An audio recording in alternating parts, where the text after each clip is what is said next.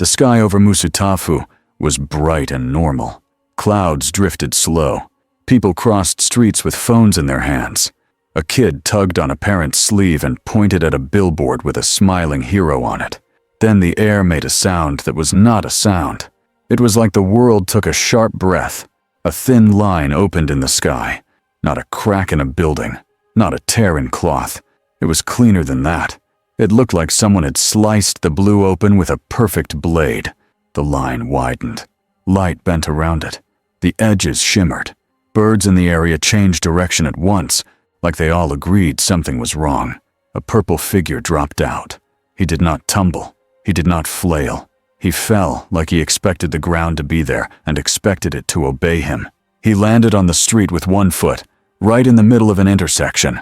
No crater. No shockwave. Just a soft tap, like a coin placed on a table. A bus that was about to roll through the light turned red and stopped.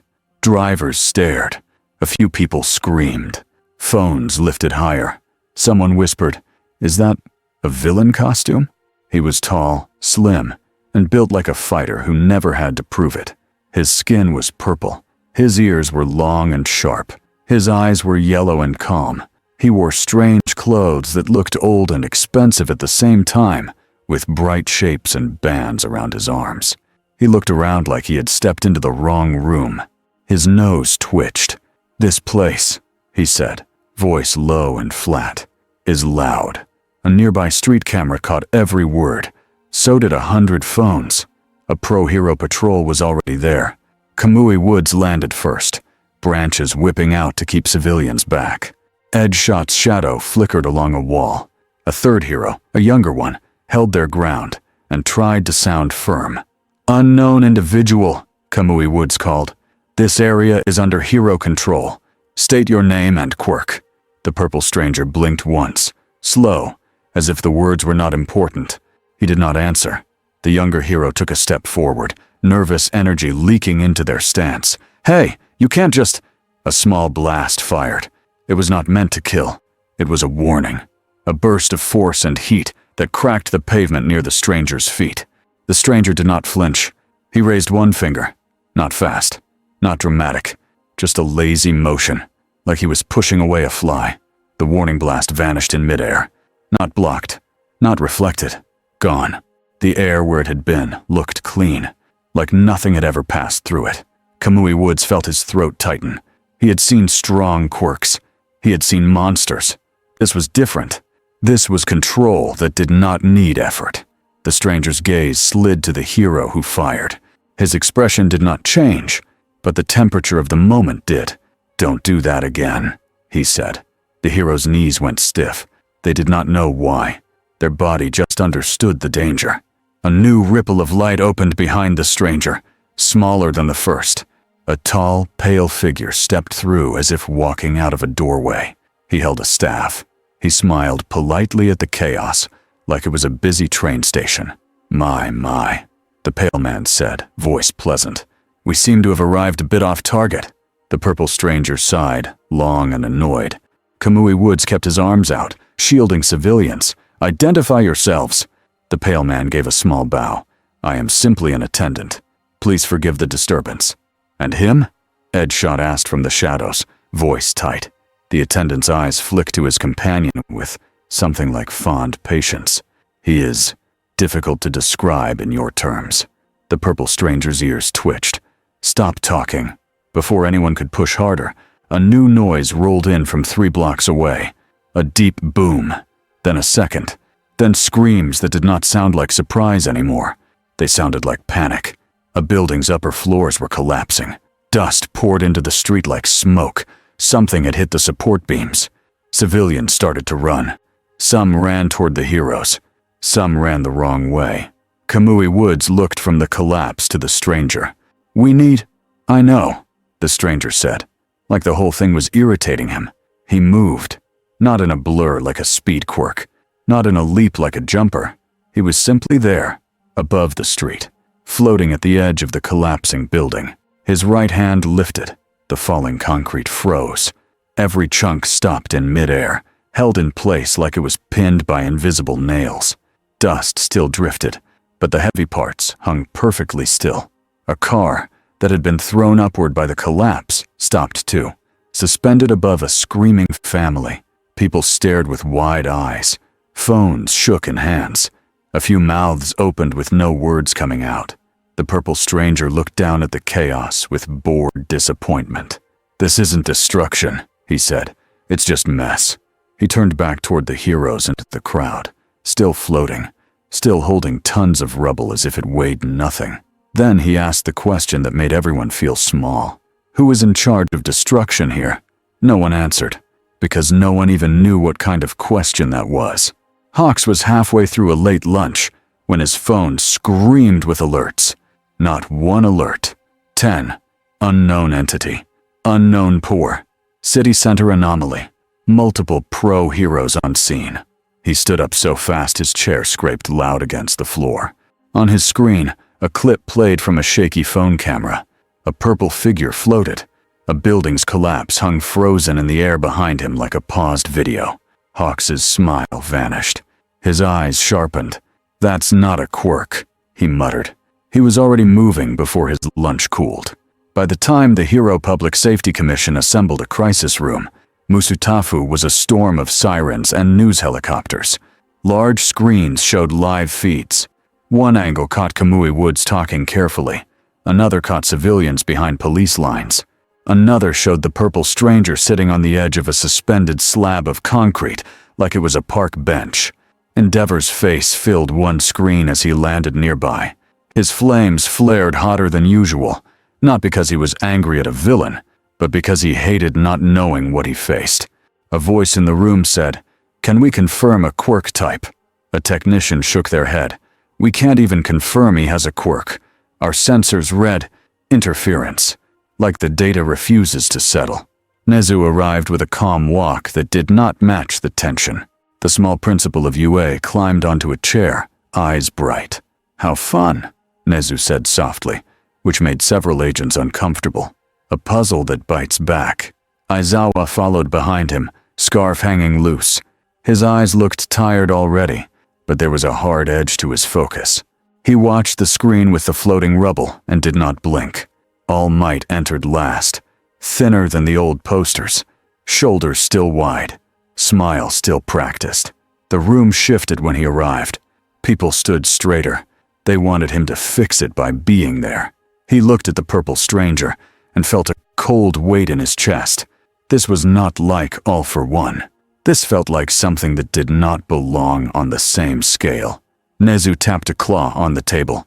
"We need 3 things: distance, information, and a plan that does not rely on winning a fight." A commission agent frowned. "What does that even mean?" "It means," Aizawa said, voice flat, "we don't poke it with a stick and hope it doesn't bite." Hawks arrived mid-briefing, feathers already circling his shoulders like nervous birds. "What's the local read?" he asked. "Civilians filmed him erasing an attack," someone said. "Not dodging, not blocking. It vanished." Hawks stared at the paused frame of that moment. "If that's real, we can't treat him like a normal hostile." Endeavor's voice cut in through comms, deep and impatient. "I'm on site. He isn't moving. He isn't threatening civilians. Yet."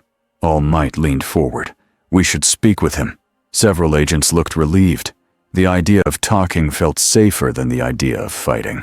Aizawa did not look relieved at all. On the street, the air still smelled like dust. Police lines held back crowds. Reporters shouted questions that no one could answer. Pro-heroes formed a wide ring, not close enough to look brave, far enough to survive a surprise. The purple stranger watched them with mild annoyance. His attendant stood behind him, hands folded, smiling. Endeavor stepped forward, flames controlled but ready. "You froze a building collapse. You stopped an attack. You're not acting like a normal villain." The stranger's eyes narrowed like Endeavor had interrupted him. "Normal. Another word for weak expectations." Endeavor's jaw tightened. "State your name." The stranger stared, then looked away, like names were optional. The attendant spoke instead, voice gentle. "My lord is not accustomed to your customs." Endeavor's flame pulsed. "Then teach him." Aizawa arrived with a small unit, moving like a shadow among taller heroes. He kept his distance, His eyes locked on the stranger's face. He activated his quirk. His gaze held steady, hard, trained. Nothing changed. No flicker, no disruption, no sign that a power had been shut off. Aizawa felt his stomach drop. Either this being did not use a quirk, or his quirk did not matter here. That second possibility was worse. The stranger's ears flicked. He looked directly at Aizawa with sharp interest. "Oh?" he said, like he had noticed a small trick. "You tried to remove something." Aizawa did not answer. He did not move. He kept his eyes on the stranger and forced his breathing to stay slow. The attendant tilted his head, curious. How fascinating. In this world, abilities seemed to be written into the body in a different way. All Might stepped through the ring. A few heroes wanted to stop him, but none did. It was All Might. He approached with his hands open, smile soft, voice calm. "I am All Might," he said. "Thank you for preventing further harm. I don't know where you came from, but we try to protect people here." The stranger looked at him, not at the smile, not at the costume, at the bones under it, at the truth. His eyes narrowed. "You are strong," he said, "but you are broken." All Might's smile did not crack, but it hurt. Endeavor's flames flared in anger. "Watch your mouth." The stranger glanced at Endeavor like he was an insect that had learned to shout. All Might raised a hand slightly, asking for calm. "We can help you find a safe place to stay while we learn more. We also need to make sure no one is hurt." The stranger's mouth curved. Not quite a smile. "You speak like a caretaker. That is annoying." Aizawa watched the stranger's eyes. The being was not lying. He was not playing a role. He truly did not fit this world's social rules. Hawks landed lightly on a nearby streetlight, wings folded tight, ready to move in any direction. He did not like how calm the stranger was. Calm could mean control, or it could mean boredom. Both were dangerous. Nezu's voice came through comms in Aizawa's ear. "Try to keep him talking. No threats, no demands." Aizawa almost laughed. Threats felt like a joke right now. They guided the stranger and his attendant to a secure facility outside the main city lanes. Not a prison, not a hero station. A neutral, reinforced research site used for disaster response drills. The Commission wanted Tartarus-level containment. Nezu refused. "If you lock him up," Nezu said, "you are making the first punch. And we cannot afford to be the ones who start a fight we cannot finish." Aizawa agreed, even though his instincts screamed for walls and locks. Walls were only useful when they meant something to the person inside them. On arrival, the stranger glanced at the facility and sighed. "You brought me to a box," he said. "It's a safe place," a Commission agent insisted, trying to sound confident. "For everyone." The stranger leaned closer. Not fast, just enough that the agent took a step back without thinking. "You think you can keep everyone safe from me?" he asked. The agent's mouth went dry. The attendant stepped in smoothly. "My lord is blunt. Please forgive him." The stranger turned away, bored again. Inside, sensors hummed. Cameras tracked movement. Analysts watched from behind glass. A screen displayed numbers that meant nothing, because the readings did not match any known pattern. The stranger's body heat was stable. His heart rate was calm. His quirk factor readings kept spiking, then dropping, as if the system was guessing and failing. Nezu entered the observation room with All Might, Aizawa, Hawks, Endeavor, and a small number of trusted staff. The stranger sat on a chair like it had been made for him.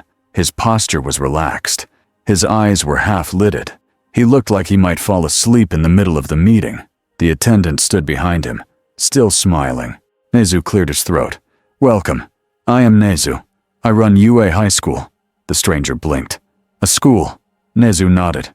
"A school for training heroes." The stranger looked around. "You train children to fight." Nezu's eyes did not leave his. "We train them to save." The stranger made a small sound that might have been amusement. "Interesting." All Might spoke carefully. "We still don't know what to call you." The stranger's eyes slid to him. "Call me what you want." Nezu leaned forward a tiny bit. "And your attendant?" "My name is Whis," the attendant said happily. Aizawa's eyes narrowed. At least one name was real. Nezu smiled. "Whis. Excellent. Could you explain, in simple terms, why you arrived in our world?" Whis tapped his staff lightly on the floor. A shift occurred. A path opened between worlds. My lord followed the sensation of unusual energy. Unusual energy? Hawks repeated. Whis nodded. The power here is very lively. It mixes in many directions. It is not like Ki. Ki? Endeavor asked. It is the life force used for battle in our realm, Whis said, like he was explaining a hobby. Here, your abilities appear to be tied to biology, and something you call quirks. Aizawa listened carefully. He hated how calmly Whis spoke about things that should not exist. Nezu asked, "And your lord's role?" Whis looked at the stranger. Polite. "May I?" The stranger waved a hand, impatient. "Say the basics. Don't make it long." Whis smiled brighter. "My lord's duty is to maintain balance on a cosmic scale. When worlds become too heavy with creation, destruction must occur. Not out of anger, not out of cruelty. It is simply a function." All Might felt the room turn colder. Nezu's ears lifted. "So he destroys." Whis nodded. "Yes." Endeavor took a step forward. "That sounds like a villain." The stranger's eyes snapped to Endeavor.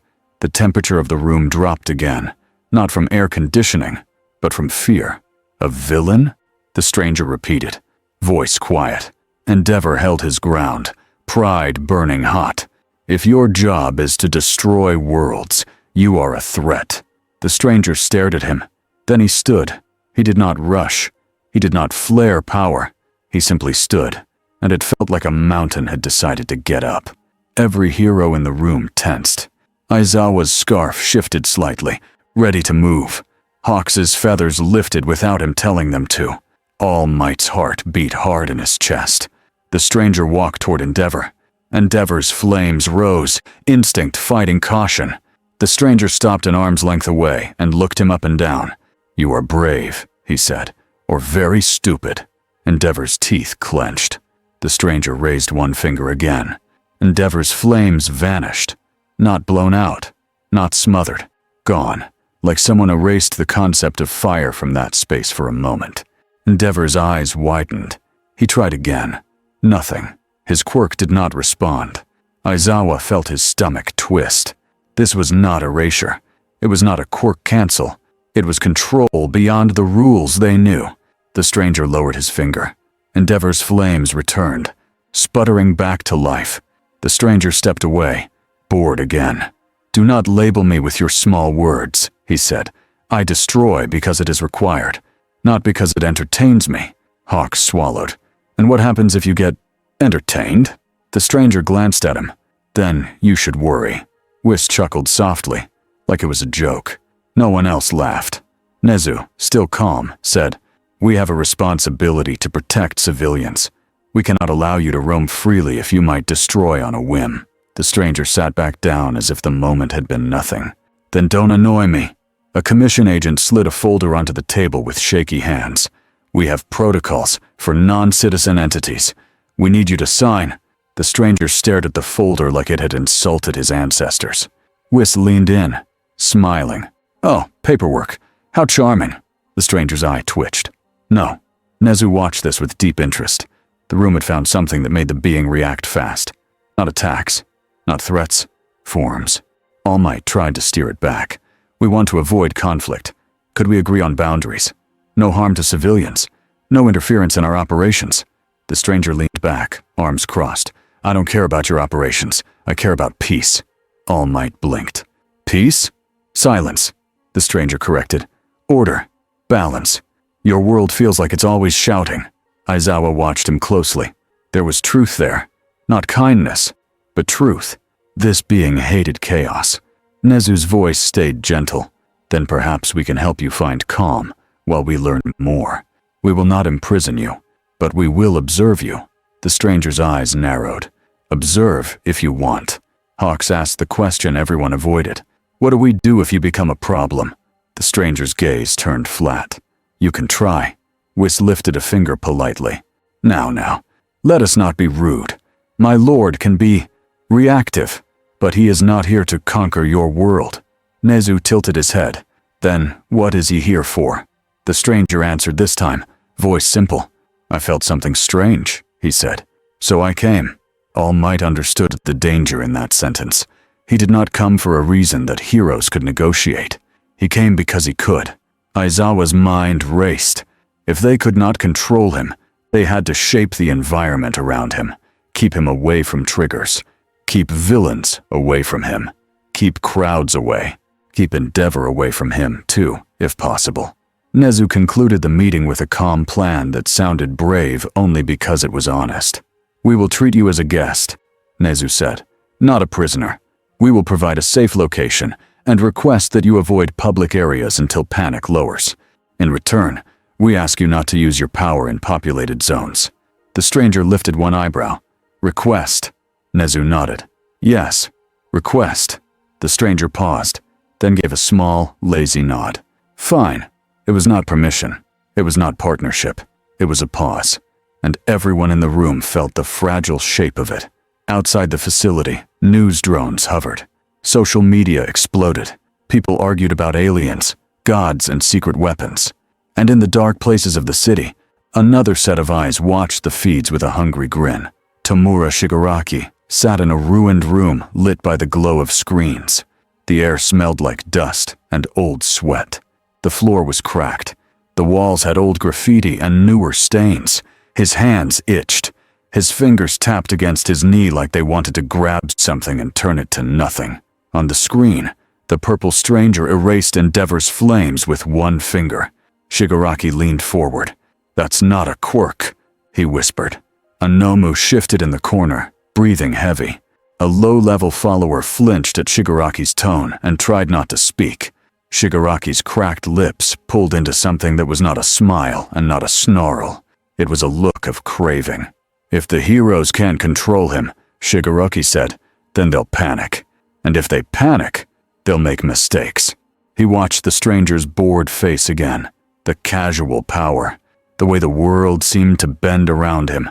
Shigaraki's eyes glittered with angry excitement. "You want silence?" he murmured at the screen. "I'll give you noise." A shadow behind him shifted, calm and patient, like a spider behind a curtain. A voice spoke from the darkness. "Do not rush." Shigaraki didn't look back. "I'm not rushing. I'm inviting." The voice remained smooth. "You cannot take what you do not understand." Shigaraki's fingers twitched harder. "I don't want to take him. I want to aim him." The shadow did not argue. It didn't need to. Shigaraki's plan formed fast because it was simple. Make a scene. Make it loud. Make it cruel enough that heroes have to respond. And put the purple stranger right in the middle, with cameras watching. A test. A bait. A disaster waiting to pick a direction. The next afternoon, Musutafu tried to pretend it was normal again. People still went to school. They still bought snacks. They still watched hero news like it was weather. But everyone's eyes kept drifting upward, as if the sky might open again. Deku walked through UA's hallways with a tight feeling in his chest. He had watched the footage a dozen times. He had paused on frames where the purple stranger's finger lifted. He had replayed the moment Endeavor's flames disappeared. It did not fit any rule he knew. He found Aizawa in a quiet training room, staring at a wall like it held answers. "Sensei," Deku said, voice careful. "What is he?" Aizawa's eyes stayed tired. "Trouble." Deku swallowed. "Can we help him?" Aizawa looked at him then. Not harsh, just honest. "We can try," Aizawa said, "but don't confuse trying with succeeding." Deku nodded, but hope did not leave him. It just got heavier. The attack began at a place chosen for one reason: crowds. A shopping district with wide streets, tall glass buildings, and a big open plaza where families gathered. Cameras everywhere. A hero billboard bigger than a house. A sound like cracking stone rolled through the center. A Nomu dropped from above and slammed into the plaza, breaking tiles and throwing people off their feet. Another landed near a bus stop and roared. Then Shigaraki stepped out of a warped, distorted ripple between two buildings. Hands in pockets, posture loose like he was taking a casual walk. People saw his face and screamed. Pro heroes responded within seconds. Sirens, shouts, rescue teams forming lines, hawks in the sky, Endeavor on the ground. Deku's stomach dropped when the emergency alarms rang at UA. Students were moved back. Pros took point. The system did what it always did. But this time, the system had a new variable. A commission convoy sped toward the secure facility where the purple stranger stayed. Inside, the stranger lay on a long couch like it was a throne. He looked half asleep.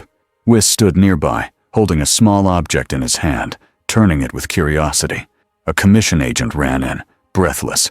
"We have a large-scale villain attack. We need assistance." The stranger did not open his eyes. "No." Whis tilted his head. "My lord." The stranger's ear twitched. Distantly, faintly, something reached him. A sound that was not just sound. Fear. Noise. Chaos. His eyes opened. Golden. Sharp. Annoyed. "That," he said, "is irritating." Whis smiled. "Shall we take a look?" The stranger stood. The commission agent's mouth opened like they wanted to say, "Please," but the word died in their throat. The stranger stepped forward, and the air around him tightened. Not like a storm, like a rule being enforced. He vanished. Not teleported like a warp quirk. He simply moved too fast for the cameras to catch cleanly. Whis followed at a polite pace, as if time meant something to him, and he was choosing to respect it. Hawks felt it first. A pressure in the air above the plaza. A shift in the way his feathers reacted. He looked up. A purple figure floated above the main street, arms crossed, eyes half-lidded like he was watching a boring show. Civilians screamed even louder. Cameras swung toward him. Endeavor saw him, and felt anger and relief crash together. Shigaraki looked up too. His grin widened. "There you are," Shigaraki said, voice carrying over the panic. The purple stranger glanced down at him with mild disgust. "You're making a mess." Shigaraki spread his hands a little, like he was presenting a gift. "This world is a mess. I'm just honest about it." Hawks shouted through a loudspeaker. "All units! Evacuation first! Keep civilians moving! Do not engage the unknown entity." Endeavor barked orders to firefighters and rescue teams. "Clear the streets! Get them out!" Deku wasn't there in person, but he watched the live feed from UA with his classmates. His hands clenched so hard his knuckles hurt. Bakugo, beside him, stared with burning eyes. "That guy, who the hell is he?" Todoroki's voice was low. "He's not reacting like a hero or a villain." Deku whispered almost to himself. "He's reacting like he's above it." The first Nomu lunged toward a crowd. Hawk's feathers shot down, slicing and pushing people aside without cutting them. Endeavor blasted a wall of fire to block a second Nomu's path. Shigaraki walked forward, calm, toward the purple stranger. He wanted a reaction. He wanted a big one. He raised his hand and touched the ground. A crack spread outward like a dark spider web. Tiles turned to dust. The decay line raced toward fleeing civilians. Heroes moved in panic speed, and the purple stranger sighed. He flicked his wrist. The decay line stopped. Not slowed. Stopped. Like the ground itself had been told, "No!" Shigaraki's eyes widened. "Oh, you can do that too." The stranger floated down, landing lightly in the center of the plaza. Up close, his presence made even hardened pros feel like rookies again. Endeavor stepped forward anyway. "You're in a populated area. If you're going to act, do it carefully." The stranger did not look at Endeavor. He kept his eyes on Shigaraki. "You," he said, voice calm. "You're trying to entertain yourself with destruction." Shigaraki laughed. "Entertainment? No. I'm trying to erase the fake world." The stranger's ears tilted back slightly. "That's still entertainment. Just with a sad story on top." Shigaraki's grin twitched. That insult landed. He lunged. His hands were fast. His movements were sharp and messy, like a rage with practice behind it. He aimed for a touch. One touch. That was enough in his world. The purple stranger moved. Shigaraki's hand passed through empty air. The stranger was behind him. Shigaraki spun, swinging again, trying to catch him. The stranger appeared to the side, then above, then in front. Not jumping wildly, not showing off, just placing himself where Shigaraki wasn't, like the fight was decided by positioning alone. Hawks watched from the sky and felt something that rarely touched him, helplessness. He could not even track it. Endeavor fired a narrow blast at Shigaraki to push him back, careful not to hit the stranger. The stranger's hand lifted slightly. The blast vanished before it reached them. Endeavor's eyes widened again, anger flaring. "Stop doing that!" The stranger finally looked at him, irritated. Stop spraying fire everywhere. Endeavor's jaw clenched, but he couldn't argue. The stranger wasn't wrong. This was a crowded zone. Every blast mattered. Hawks dropped lower, voice tense into comms. He's canceling attacks in midair. Not dodging, not blocking. Canceling. Aizawa, listening from a mobile command unit, felt cold spread through him. Everyone keep distance. If he gets annoyed, this ends badly. Shigaraki changed tactics. He wasn't going to win a straight fight, so he turned the battlefield into a problem. He sprinted toward a line of evacuees, forcing heroes to choose between chasing him and protecting people. A Nomu charged from the side, aiming to crush a bus filled with civilians trying to escape. Hawks shot feathers to stop the Nomu's arms. Endeavor sprinted toward the bus, and the purple stranger moved faster than both. He appeared beside the Nomu, placed his palm lightly on its chest, and spoke one word, Hakai. The Nomu did not explode. It did not scream. It turned to nothing. Not ash. Not smoke. Nothing. The space it had occupied became empty like it had never existed. The bus rocked from the wind of sudden absence, then settled. People inside stared through the windows, faces pale and shocked. Hawks's feathers froze in mid-flight because his brain lagged behind what his eyes saw. Shigaraki stopped dead, staring at the empty air where his monster had been. His grin faded. "That's," he whispered. The purple stranger looked at him like he was disappointed. "Yes, that." Shigaraki's fear spiked, and fear made him angry. He threw his hands to the ground again, sending decay outward in multiple lines, trying to force the stranger to react bigger, to show more, to break hero trust by accident. The decay raced, and the purple stranger's eyes narrowed. For the first time, his calm looked like a blade. The air around him tightened again. The ground trembled, not from shaking, but from pressure. Shigaraki felt it, and suddenly understood. He had invited something that did not play by his rules. The purple stranger lifted his hand, fingers spread, ready to erase more than a Nomu, ready to erase a person. Hawks shouted, voice cracking, "Wait!" Endeavor took a step forward, instincts screaming, "Don't!" Aizawa's voice snapped through comms, "Everyone back!" But none of them could stop what was about to happen. A staff tapped the ground behind the stranger with a soft click. Time did not stop, but the moment held, like a hand had gently pressed on the world. Whis stood there, smiling, eyes calm. "My lord," Whis said kindly, "if you erase him here, in front of all these eyes, you will not simply remove a problem. You will reshape this world through fear." The stranger's hand remained raised. His jaw tightened. "Good," he said. Whis's smile did not change. "And then you will be very busy. You will be cleaning up a world that never stops screaming." That sounds exhausting. The stranger's ear twitched. The idea of extra work hit him harder than the idea of murder. He glanced at Whis, annoyed. "You always ruin the simple solutions." Whis bowed slightly. "It is my job." The stranger lowered his hand with a visible effort. The pressure eased. The ground stopped trembling.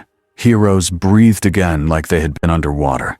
Shigaraki backed away slowly, eyes wide, mouth tight. He did not look smug now. He looked like someone who had stood at the edge of a cliff and realized it was real. Hawks took that chance. He launched feathers to cut off Shigaraki's escape lines. Endeavor blasted a wall of flame behind Shigaraki, forcing him away from civilians. Shigaraki clicked his tongue, frustrated, but not foolish. A dark ripple opened behind him. Support from his side, a way out prepared in advance. He glared at the purple stranger. "You're not a hero." The stranger stared back, bored again. "And you're not interesting." That insult cut deeper than any attack. Shigaraki retreated through the ripple, vanishing before Hawks's feathers could pin him. The remaining Nomu, confused without orders, tried to fight on. The purple stranger looked at them like they were trash left on a clean floor. He lifted one finger. One Nomu vanished. He lifted his finger again. A second vanished. He did it with the same tired motion someone might use to delete spam emails. Endeavor stared, flames flickering low. Hawks hovered in the air, chest tight. Police and civilians watched from a distance, frozen by the same thought. If he wanted to erase the city, nothing here could stop him. Whis floated down beside his lord and looked around at the ruin. The dust, the terrified faces, the cameras pointed like weapons. "Well," Whis said pleasantly, "that was dramatic." The purple stranger glared at him. "It was loud." Whis nodded. "Yes, very loud." In the command unit, Aizawa watched the live feed and felt his hands shake for the first time in years. Nezu's voice came over the secure line, calm but sharp. Everyone saw it. The world just saw it. All Might, watching from UA, felt his heart sink. Deku stared at the screen, eyes wide, breathing fast. Bakugo's fists trembled, not with fear exactly, but with rage at the idea of a gap he could never close. Todoroki's face stayed calm, but his eyes held a new kind of seriousness. On the plaza, the purple stranger turned as if he was done. Endeavor stepped forward, careful now, voice lower than before. "You saved lives." The stranger looked at him with mild annoyance. "I prevented noise. Don't confuse it with kindness." Hawk swallowed and forced a controlled tone. "We need to talk. Privately. Away from cameras." The stranger's eyes flicked to the helicopters and drones. His mouth tightened. "Too many eyes," he said. Whis smiled at the heroes like he was hosting a polite meeting. "Then, let us relocate, shall we?" The purple stranger began to rise into the air again, ready to leave the plaza behind. As he did, Whis spoke softly, almost without thinking, like a small habit slipping out. "My Lord Beerus." The name hit the microphones. It hit the phones. It hit the live news captions within seconds. Endeavor's eyes narrowed. Hawks' head snapped up. Aizawa's breath caught. Nezu's ears lifted higher. Deku repeated the name under his breath, as if saying it might help him understand. Beerus. In hidden rooms and broken buildings, villains replayed that moment, and smiled, or shivered. And across hero society, one truth settled in like a heavy weight. This was no normal enemy. This was a being with a name that sounded like a warning. And now, everyone knew it. Night fell on Musutafu, but the city did not sleep. Every screen showed the same clip. A purple figure, one finger, a monster erased like it had never been born. People replayed it until the video looked grainy and haunted. Some called him an alien. Some called him a god. Most people called him a problem. And now they had a name to attach to the fear. Beerus. Hawks rode the wind above the city, escorting a quiet convoy away from the plaza. His wings stayed wide, ready to catch falling debris or snatch a civilian out of danger. But his mind was somewhere else. He kept seeing the moment Beerus almost erased Shigaraki. Hawks had been scared before. He had been stabbed. He had been hunted. He had played spy games with people who smiled while lying. This was different. This was the fear of being near something that could end the whole story any time it got bored. The convoy reached a reinforced site on the outskirts. Not Tartarus. Not a prison. A place built for disaster drills, heavy walls, wide empty yards, and plenty of distance from civilians. Beerus floated down and landed like he was stepping off a curb. Whis followed at a calm walking pace, staff in hand, smiling at every nervous guard like they were hosts at a party. A commission officer approached with a tablet held in both hands. His suit was neat, but sweat darkened the collar. "Lord Beerus," the officer said, voice polite, shaky at the edges. "We need you to review these temporary guidelines. They're for public safety." Beerus stared at the tablet. Then he stared at the officer. The officer swallowed. "Just signatures. Acknowledgement of..." Beerus held out his hand. The officer flinched, thinking he was about to die. Beerus took the tablet. He looked at it like it was a bug. Then he handed it to Whis without reading it. "Dispose of it." Whis blinked once, then smiled wider. "Oh, paperwork. How charming. May I keep it?" Beerus's ear twitched. "No." Whis nodded politely anyway, and tucked it under his arm like it was a prize. Hawks watched that exchange and felt something almost strange. Relief. Not because it was funny, but because it was normal in a small way. Beerus hated something dumb and human. like forms and rules. That meant he could be irritated in ways that did not involve murder. That was a low bar, but it was a bar. Inside the facility, heroes and officials gathered for an emergency meeting. Aizawa leaned against a wall, arms crossed, tired eyes sharp. All Might stood near the front, hands clasped behind his back, posture steady. Endeavor was there too, shoulders tight, as if the air itself had insulted him. Nezu sat on a chair too tall for him, paws folded, eyes bright like a scientist who had found a new kind of storm. A big screen showed news headlines scrolling so fast they blurred. Unknown entity stops villain attack. Beerus, new threat or new hero? Hero society powerless? A commission director cleared her throat. We need control of the narrative. Nezu tilted his head. Do we also need control of Beerus? Silence hit the room like a door slamming. The director forced a calm tone. We need protocols. Public confidence is breaking. If people believe heroes can't protect them, chaos spreads. Aizawa's voice was flat. Protocols don't stop him. Nothing stops him, Endeavor growled. All Might spoke gently, but his words carried. Then we have to prevent the situation where we would need to stop him. Hawks nodded. Keep him away from crowds. Keep villains away from him. Keep our own people from poking him. Endeavor glared. You mean keep everyone on a leash except him? Hawks met his eyes. I mean, keep the planet intact. Aizawa said, Beerus is not a villain like Shigaraki. He doesn't want control. He doesn't want fame. He wants silence. Balance. Whatever that means to him. Nezu's claws tapped the chair. We still don't know what he is. Only what he can do. The commission director turned to Nezu. Then you can find out. You and your school. Nezu smiled. With respect, we are not using children as a test tool. The director's jaw tightened. UA is the safest controlled environment we have. Aizawa's eyes narrowed. No, we're not bringing him near students. All Might's smile was present, but thin.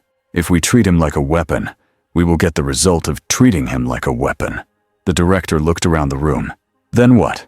We wait until he destroys a city because someone bumps into him? Hawks spoke quietly. We keep him busy with calm. We give him space. We talk. We listen. We build trust. Endeavor scoffed. Trust with a god. Nezu's eyes gleamed. Trust is not a switch. It's a process. Aizawa rubbed his eye with 2 fingers. And if villains try to push him? Nezu's smile faded just a little. Then we must become very good at not letting villains steer the board. Outside the meeting room, a guard's voice came through the intercom. Sir, he's moving. Hawk's feathers lifted. Where? The guard swallowed. To the roof. He said the building feels noisy. Aizawa muttered. We should put that on a sign. All Might stepped toward the door. I'll go. Hawks moved with him. I'm coming. Nezu hopped down. How fun. Aizawa sighed and followed. They found Beerus on the roof, sitting on the edge with his legs crossed. The night air was cold. City lights spread out like a grid. Beerus stared at the city with half-lidded eyes, as if he was deciding if the whole place was worth the effort.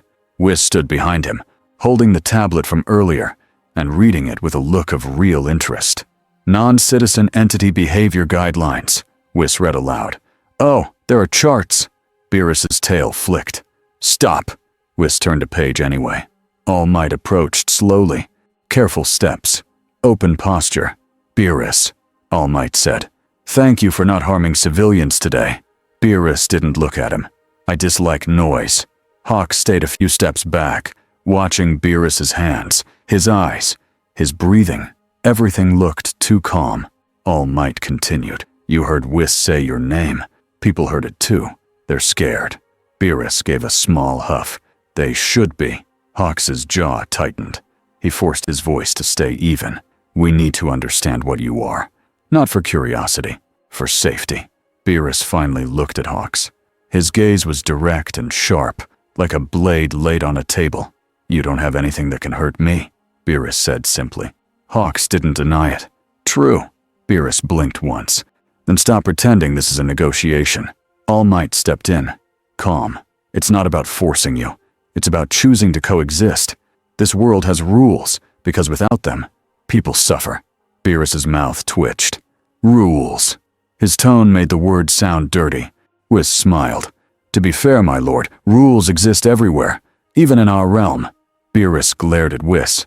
Don't start. Whis lifted a finger. I am only saying, a god of destruction does have responsibilities. That phrase landed hard in Hawk's mind. God of destruction. He felt cold spread through his chest. All Might's expression stayed steady, but his eyes shifted with a new weight. God of destruction. Beerus looked away again. Bored. Titles. Hawk's feathers trembled. So it's true. Whis nodded cheerfully, as if confirming a favorite hobby. Quite true.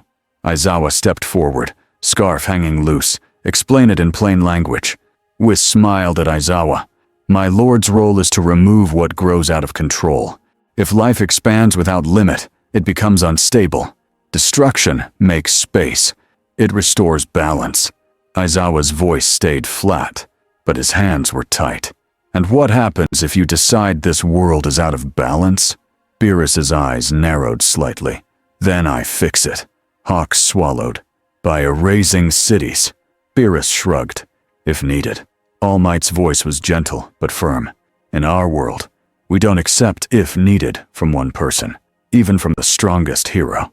Beerus looked at All Might again, reading him like a book. You're weak, Beerus said, but you're stubborn. All Might smiled, small and honest. Yes. Beerus stared for a long moment. Then he spoke in a voice that sounded almost tired. This world has power everywhere, Beerus said. In children, in criminals, in crowds. It spills out. It fights itself. That is not stable. Whis nodded. It is like many tiny fireworks, all going off at once. Beerus's ear twitched at Whis's metaphor, but he didn't argue. All Might's eyes softened. It's messy, but it's also full of people trying. Beerus made a quiet sound, not a laugh. Trying doesn't matter if the result is chaos. Aizawa said, so what do you want? Beerus looked back out at the city. I want quiet, he said.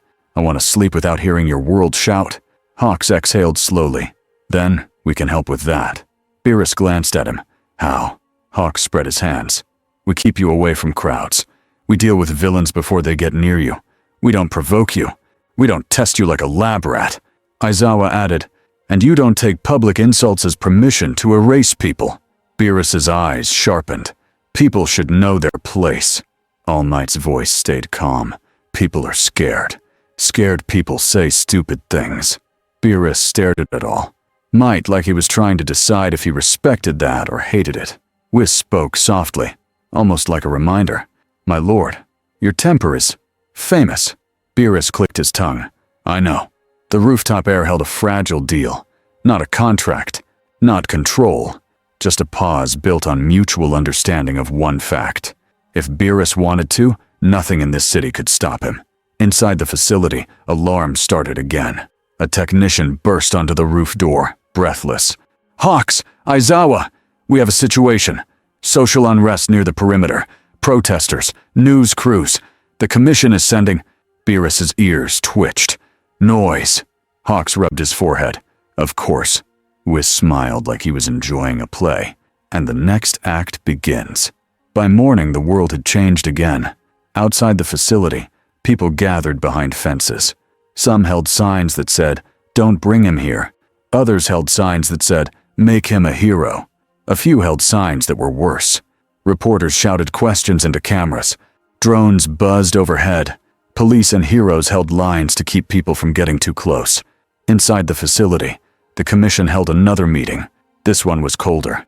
"We should move him," a director said. "Offshore, remote island, deep containment." Nezu's voice stayed calm. "Containment implies you can contain him." The director snapped. "We can at least reduce risk." Aizawa said, "If you try to cage him, he will break the cage and punish you for trying." Hawks leaned forward. "And villains will love it. They'll push him just to watch us fight." Endeavor's fists clenched. "We already look weak." All Might's voice was quiet. "We must not let pride decide policy." A commission strategist spoke carefully. "We can frame him as an ally, a deterrent. The world sees him erase monsters. they will feel safe. Hawks's eyes hardened. Until he erases a person. Nezu's smile vanished. Do not build safety on fear of a god. That is not hero society. That is a hostage situation with better branding. The strategist's lips tightened. Then, what do you suggest? Nezu's eyes gleamed. Information. Aizawa nodded. We need to know what he considers balance. We need to know his triggers. We need to know how Whis keeps him in check. Hawks added, and we need to know who will try to manipulate him first. As if summoned by the thought, the screen shifted to a breaking news report. A masked commentator claimed, loudly and confidently, that the heroes planned to trap Beerus and steal his power. The report had no proof. It didn't need proof. It had anger. It had fear. It had clicks. Aizawa muttered, "That's not random." Nezu's ears lifted. No, that is a deliberate push. Far away from cameras, in a ruined building with broken windows, Tomura Shigaraki watched those same reports with a grin that was almost calm. He wasn't smiling because he thought that he could win a fight. He was smiling because he saw how to break people without fighting them. They're scared, Shigaraki said softly. They're screaming, and he hates screaming. A follower swallowed. Boss, he almost erased you. Shigaraki's eye twitched, but he kept his grin. Almost. A shadowed voice behind him stayed smooth. You are still alive because he was guided. Shigaraki didn't look back. Whis, the voice hummed. Yes. Shigaraki tapped his fingers together, thinking. So we separate them. The voice stayed calm. Or we make them mistrust each other. Shigaraki's grin widened. Exactly. He leaned close to the screen where All Might's face appeared, calm and tired, talking about public safety and cooperation. That symbol, Shigaraki whispered. We'll try to reach him. His fingers curled. Let's make that harder. 2 days later, a quiet meeting happened inside the facility. No cameras, no crowd, just a table, a few chairs, and the weight of what Beerus was. Deku sat outside the room with his hands clenched, waiting, because Nezu had allowed him one thing, to listen through a secure speaker line with All Might's permission. He wasn't there to talk. He was there to learn. All Might entered first. Aizawa followed. Hawks came next. Nezu rolled in on a chair. Beerus was already sitting, arms crossed, eyes half-lidded. Whis stood behind him, smiling. All Might spoke. Beerus, we want to avoid more public events. Villains will try to force your hand. Beerus's tail flicked. Let them. I erase them. Aizawa's voice was flat. That's exactly the problem. Beerus's eyes narrowed. You want me to do nothing. Hawks said, we want you to do less in crowded places. Beerus leaned forward a fraction. If your villains threaten me, I respond. All Might's voice stayed calm. And if they threaten civilians to bait you, Beerus's gaze sharpened. Then your heroes should stop them. Nezu smiled slightly. A fair point. Aizawa said, we can stop many threats, but not all. And villains are learning. They will use crowds. They will use rumors. They will use hero rules against us. Beerus looked bored again. Then break your rules.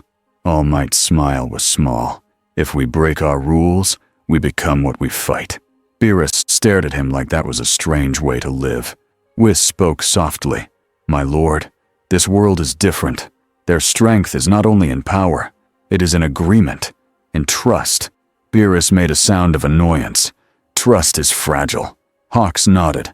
Yes, that's why villains attack it. Nezu leaned forward. Beerus, you dislike chaos. You dislike noise. If you want this world to be quieter, you need the system here to survive. Beerus's eyes narrowed. Explain. Nezu spread his paws. If heroes collapse, the streets fill with criminals and fear. Fear makes noise. Noise irritates you. You will destroy more. Destruction creates more fear, more noise, more work. Beerus stared at him. The logic was simple, and it landed. Beerus's ear twitched. I hate work. Whis smiled brightly. And that, my lord, is your greatest moral strength. Aizawa almost choked on the absurdity, but he didn't laugh. Beerus leaned back. Fine. I will not erase people in public unless they truly deserve it. Hawks's eyes tightened. We need a clearer boundary than deserve. Beerus glared. Careful. All Might stepped in. Then we ask this. If you feel the urge to act in public, speak to Whis first. And if possible, speak to one of us. Give us 1 minute. Beerus stared, then scoffed. 1 minute. Whis nodded. A wonderful idea. Nezu's smile returned. Excellent. 1 minute is longer than it sounds. Deku, listening outside, felt his breath shake. It wasn't safety, but it was something. That night, Beerus stood alone on the roof again. The city lights blinked. Cars moved like tiny beads on roads. Distant sirens rose and fell. He listened to the world. It felt like a constant hum of arguing energy. People with quirks. All different. All messy. Beerus understood destruction. It was clean. It was simple. It ended things. This world did not end things. It kept them alive. It kept them fighting. It was tiring to even sense. Whis appeared beside him, quiet. My lord, Whis said. You are thinking. Beerus didn't look at him. This world is unstable. Whis nodded. Yes. Beerus's eyes narrowed. There is a source. Whis tilted his head. A source? Beerus's ears flicked. A hidden rot. A deep imbalance. I can feel it sometimes. Like a taste in the air. Whis' smile stayed calm, but his eyes sharpened a little. How interesting. Beerus's tail moved slowly. I want to see it. Whis nodded gently. Then we must be careful. If you pull too hard, the whole fabric tears. Beerus sighed. More work. Whis smiled. Yes. Beerus looked out at the city again. I will find who makes this mess, he said. Then it will be quiet. Whis said nothing, but the way he held his staff made it clear he expected trouble. In the morning, Beerus walked into the facility's main room and made a demand like it was normal. Take me to your hidden places, he said. Your prisons, your secret labs, your files. The guards froze. A commission officer forced a smile. That's sensitive. Beerus stared at him. The officer swallowed. We can schedule a formal review process. Beerus's eyes narrowed. More paperwork. Whis smiled brightly. He despises it. Hawks arrived just in time to hear that line.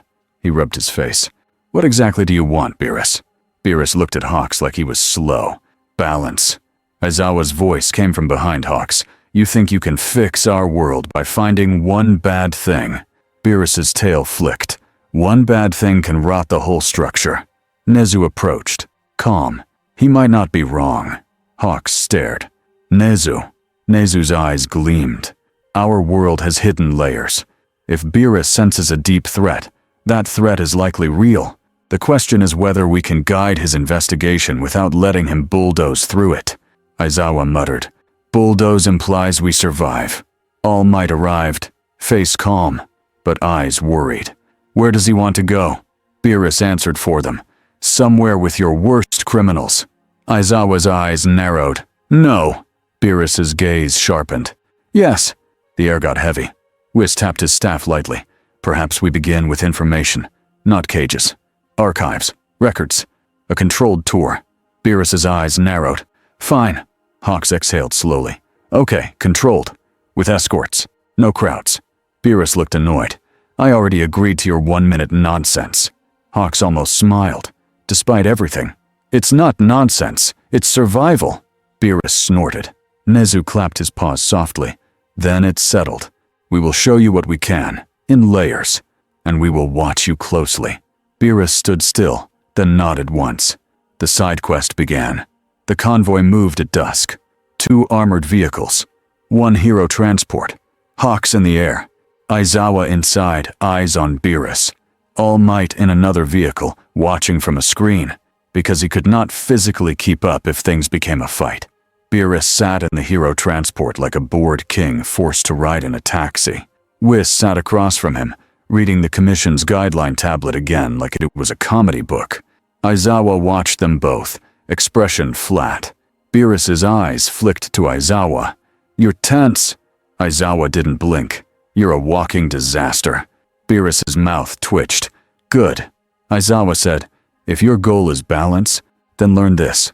Humans aren't numbers on a scale. They're messy. They panic. They make mistakes. They still deserve to live. Beerus stared at him for a long moment. Then he asked, almost curious, "Why do you keep doing this job?" Aizawa's eyes narrowed. "Teaching?" Beerus's ear twitched. "Protecting. Training children to fight." Aizawa's voice stayed flat, but softer. "Because someone has to stop them from dying." Beerus looked away. "Weakness creates endless work." Whis smiled gently. "And yet, my lord, you still keep worlds alive." Beerus glared. "Don't make it sentimental." Whis nodded. "Of course." The convoy turned onto a road lined with trees, away from the city. Their destination was a commission archive facility, a legal black and white building with a hidden underground level where sensitive case files lived behind thick doors. Not a prison, not a lab. Information. Hawk circled above and felt a faint ripple in the air, like a breeze that didn't belong. His eyes narrowed. He tapped his earpiece. "I'm sensing movement. Possible threat." Aizawa's voice was immediate. "Where?" Hawk scanned. "North side. Roofline. Someone's watching." Beerus looked up without moving his head. "Yes." Aizawa felt his stomach drop. "You sensed it?" Beerus's tail flicked. "It's loud." Hawk swallowed. "Of course." They arrived at the archive facility. Security doors opened. Guards stood stiff. Cameras tracked every breath. Beerus stepped out, glanced at the building, and sighed. A box of paper. Whis smiled. A box of secrets. Nezu greeted them at the entrance, having arrived earlier through safer routes. "Welcome," Nezu said, cheerful as always. "Please do not destroy anything valuable." Beerus glanced at him. "Define valuable." Nezu's smile widened. "Ah, that is the problem, isn't it?" They moved inside. Underground, the air smelled clean and cold. Lights hummed. Doors had locks with codes and palm scans and backup keys. Aizawa watched the guards' hands tremble as they opened the first sealed section. Beerus walked past shelves of files without reading titles. He wasn't searching with his eyes. He was searching with something deeper. His ears flicked. His gaze sharpened. He stopped. "This," Beerus said. Hawks frowned. "What?" Beerus pointed at a row of files. "The rot." Nezu's eyes gleamed. "Which cases?" Beerus didn't answer. He moved down the aisle and stopped at another shelf. Hawk stepped closer and read the label on a folder. "Unresolved. Quirk theft cases." His chest tightened. Aizawa's eyes narrowed. "Quirk theft." Beerus looked at them. Someone has been stealing, collecting, shaping chaos. Nezu's smile faded. "All for one." The name hit the room like a cold wind. Beerus blinked. "That is the source?" Hawk swallowed. "He's part of it." Beerus's eyes narrowed. "Show me." Aizawa's voice was tight. "You don't understand. That man is hidden for a reason." Beerus stared at him. "I don't care why he's hidden. I care that he makes noise." Whis lifted a finger politely. "We should be careful, my lord. The strongest villains in this world do not survive by strength alone. They survive by planning." Beerus scoffed. "Planning is still noise." Nezu spoke quickly. "We will show you what we know, but we will not take you into a trap." Beerus's eyes sharpened. "A trap is what I want." Aizawa's voice hardened. "No." Beerus's gaze turned flat. The air pressure shifted. Hawks stepped in fast. "1 minute." Beerus's tail flicked, irritated, but he paused. Hawks forced his voice calm. "If All for One is alive and active, he will try to use you. He will bait you. He will put civilians between you and him. He will make you the villain on camera." Beerus stared, annoyed. "So?" Hawks swallowed. "So if you want quiet, don't give him the exact chaos he wants." Whis nodded gently. "Wise." Beerus's eyes narrowed. He looked like he wanted to argue. Then he clicked his tongue.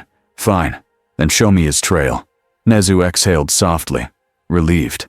They spread files on a table. Hawks scanned patterns. Aizawa watched for lies. Nezu connected timelines. Was asked questions like a polite teacher. Beerus listened, not because he respected their system, because he hated wasting effort. As they worked, a guard rushed in, pale. "Sir," the guard said, breathless, we have an incident outside. Protesters are pushing the line, and there are reports of an attack 2 blocks away." Aizawa's eyes narrowed. "A diversion." Hawks turned toward the exit. "I'm going." Beerus stood. Good. Hawks froze. No. Beerus's eyes narrowed. Excuse me? Hawks's throat went tight, but he forced the words. Crowds. Cameras. That's exactly what they want. Beerus's tail snapped. I don't care what they want. Whis tapped his staff. My lord, perhaps let the heroes handle it first. If it escalates beyond their ability, you may step in. Beerus glared. More waiting. Whis smiled. Less work later. Beerus's ear twitched. He paused, and that pause mattered. Hawks bolted. Outside, the street was chaos. Not the huge chaos of the plaza battle, a different kind. Angry voices, people pressing fences, cameras shoved into faces. Someone threw a bottle at a guard. Hawks landed on a streetlight, scanning fast. Then he saw it. A black truck had crashed into a corner of the street. Smoke rose. People screamed. A group of masked attackers moved through the crowd, pushing fear like a weapon. Not trying to win a fight, trying to create panic. Because panic was loud, and loud reached Beerus. Hawk's stomach sank. They weren't attacking the archive for the files. They were attacking it for the reaction. Hawks shouted into comms. All units, crowd control and evacuation. Do not let the noise reach the underground level. Keep it contained. A pro-hero team moved in. Police formed lines. But the masked attackers were skilled. They used quirks that created flashes, harsh sounds, and sudden bursts of confusion. One attacker screamed through a loudspeaker, voice warped. The heroes are hiding the monster! They're going to use him on you! Crowd surged. Someone fell. Someone screamed louder. Hawks's feathers shot out, creating a moving barrier, pushing people back without cutting them. He grabbed a falling child mid-air and placed them safely behind a police line. But the panic kept growing, and then the air shifted. Beerus appeared on the street. Just there. No dramatic entrance. No warning. He looked at the crowd like it was a stain. Hawks felt his heart drop. No! Beerus's eyes narrowed at the loudspeaker attacker. You! He said. The attacker froze, then tried to run. Beerus moved one step. The attacker hit an invisible wall and stopped like they'd slammed into glass. Beerus walked closer. Slow, calm, terrifying. Hawks flew down fast and landed between Beerus and the attacker. Wings spread wide. Beerus looked at him, annoyed. Move! Hawks forced his voice steady. 1 minute. Beerus's tail flicked hard. I already gave you one. Hawks swallowed. Give me another. Beerus's eyes sharpened. Dangerous. Hawks's feathers trembled, but he held his ground. Behind Hawks, the crowd saw a hero standing between them and a god. Cameras captured it. People stopped screaming for half a second, shocked into silence. That silence was the smallest gift. Hawks spoke fast. They want you to erase someone on camera. They want to paint you as a monster. They want to turn the city against heroes. If you erase him, you give them the exact story. Beerus's eyes narrowed. He deserves it. Hawks nodded. Maybe, but not here. Not now. Beerus stared at him like he was deciding whether Hawks was brave or annoying. Then Whis appeared beside Beerus, smiling gently at the crowd like he was greeting neighbors. My lord, Whis said, this is a perfect test of your restraint. Beerus clicked his tongue. I hate tests. Whis nodded. Yes, and you hate work. If you erase him here, you will be dealing with protests for weeks. Beerus's ear twitched. Beerus looked at the attacker again. Then, instead of erasing him, Beerus snapped his fingers. The attacker's loudspeaker turned to dust. Not the attacker, just the device. The crowd gasped. Some screamed again, but the message source was gone. Beerus spoke, voice carrying without shouting. Be quiet, he said. It wasn't a command in a legal sense. It was a command in a cosmic sense. The air pressure shifted. People felt it in their bones. Silence rolled over the street like a heavy blanket. Even the masked attackers froze, suddenly aware that the next move could be their last. Hawks exhaled slowly, barely believing it. Aizawa arrived through the crowd, scarf snapping, eyes hard. He looked from Beerus to the attackers. Apprehend them, Aizawa ordered. Heroes moved in. The attackers tried to fight, but in the strange stillness Beerus created, their panic tricks lost power. They were grabbed, bound, and dragged away. Beerus watched, bored again.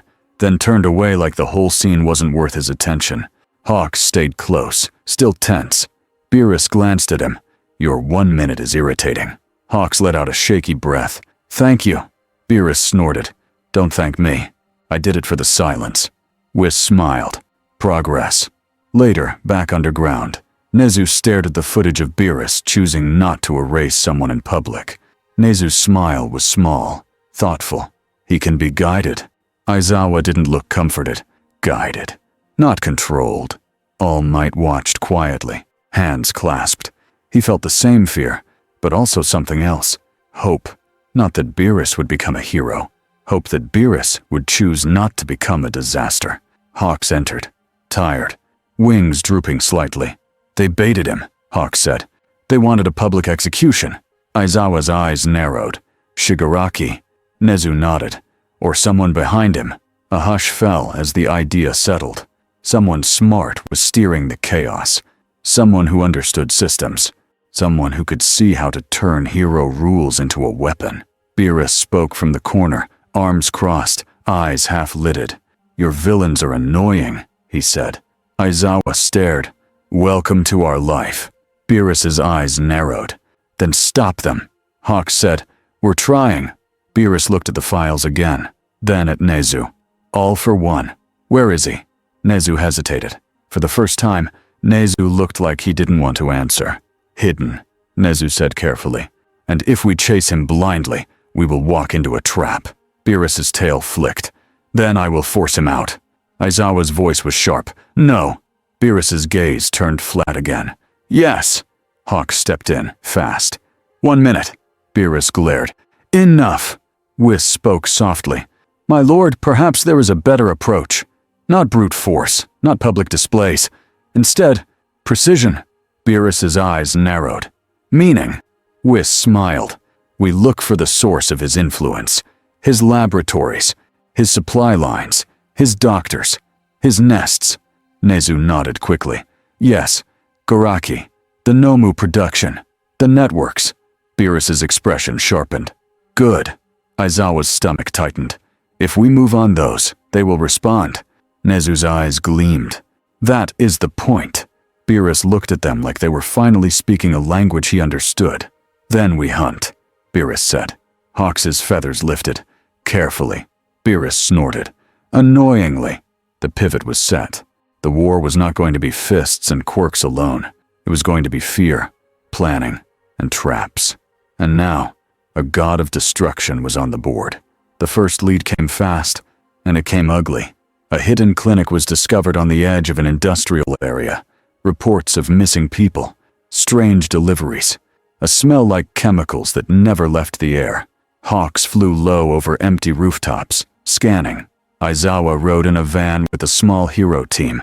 Nezu monitored from a secure channel. All Might stayed behind, ready to act as a symbol if panic spread. Beerus and Whis came too. Not in the convoy at first. They appeared above the area a minute before the heroes arrived, floating quietly like 2 stars that didn't belong. The heroes stopped at the perimeter, hiding behind warehouses. They expected guards, cameras, traps. They got something worse. The whole block was too quiet. No dogs, no birds, no distant cars. Silence that felt wrong. Beerus's ears twitched. "This place is sick." Aizawa's eyes narrowed. "That's Garaki's style," Hawks whispered. "We go in slow.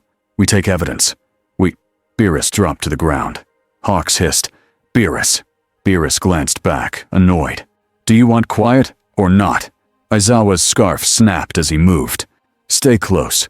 If you trigger something, you don't get to pretend it's our fault." Beerus stared. "Everything is your fault. It's your world."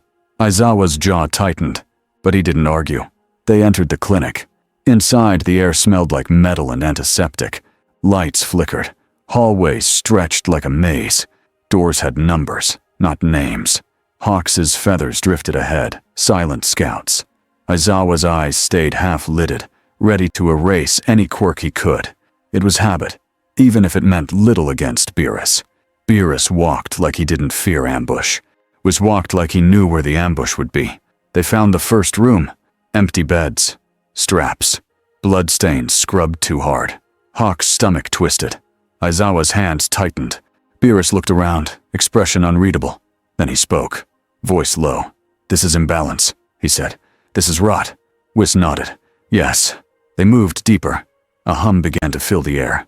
Faint at first, then louder. Hawk's feathers quivered. Aizawa frowned. "What is that?" Nezu's voice crackled through comms. "Be careful. I'm seeing strange energy spikes on your feet. It's like a resonance." Beerus's eyes narrowed. "Someone is trying to copy my power." Hawk's heart dropped. "Is that possible?" Beerus's tail flicked. "Not properly." Whis spoke gently. "But improper copies can be dangerous." The hum grew louder. A door slid open at the end of the hall. Something stepped out.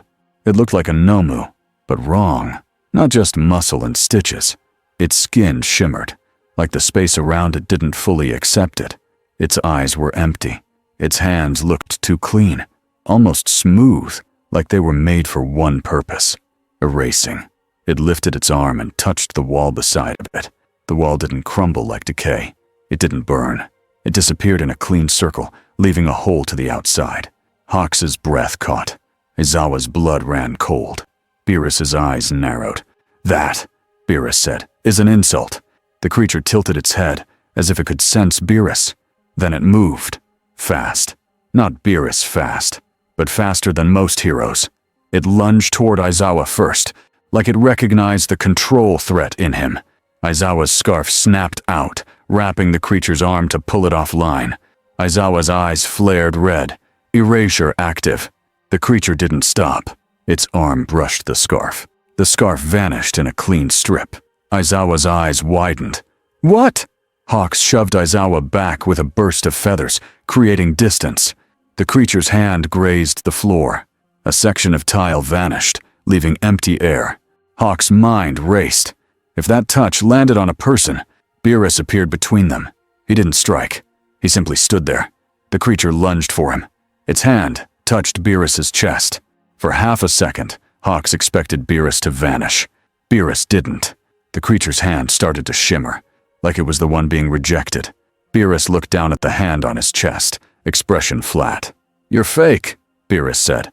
He lifted one finger. "Not Hakai. Not yet." A small pulse of pressure snapped outward. The creature flew backward into a wall hard enough to shake the building. It staggered up, twitching, still trying to move, still trying to erase.